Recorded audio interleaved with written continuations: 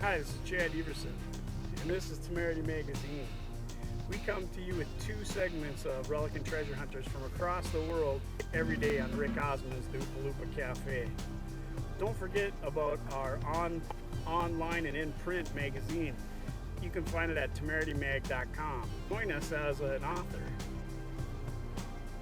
January 20th is our deadline for submissions, and all you have to do is email those submissions, photos, and links to your videos too, because we're always looking for people with temerity that can share their passion for this great addiction.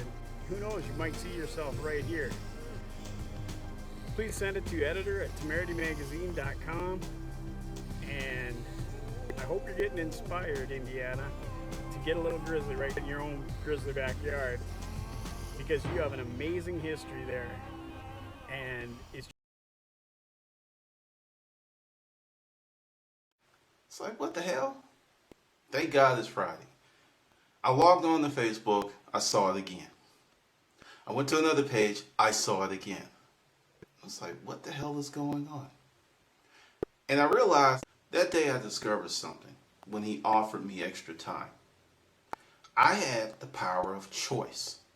I had freedom to make a choice that was beneficial. I forego 2 weeks, 7 days, whatever he possibly would have worked out for me, to make a decision and to leave under my own terms, because I didn't trust him. And when I say him, not him personally, but the situation.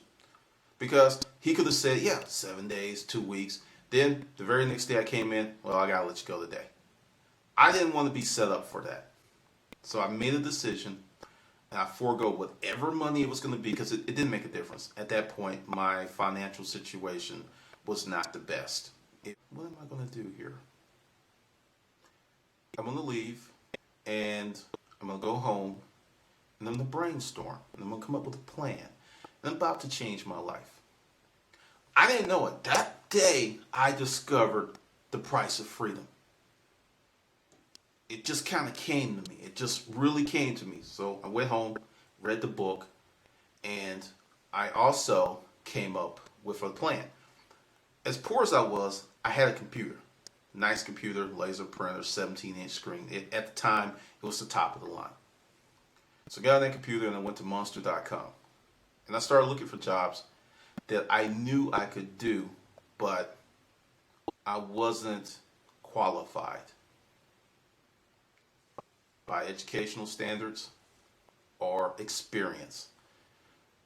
Because at that point, as I said earlier, I became an architect for me and be a good man. A nice narrative that worked for a very long time, but in today's world, not so much. So I went from getting laid off, not once, not twice, but 3 times in 1 year, to 3 years later, having my own business. The reason that happened because I was so frustrated. I made a different decision. I made a willful decision to go against the grain, maybe, but I would have had no life. So this is what I'm talking about. You have to have a life of construction.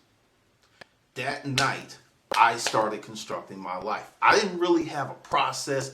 I was just doing stuff. Sat down, wrote down goals, came up with a plan, identified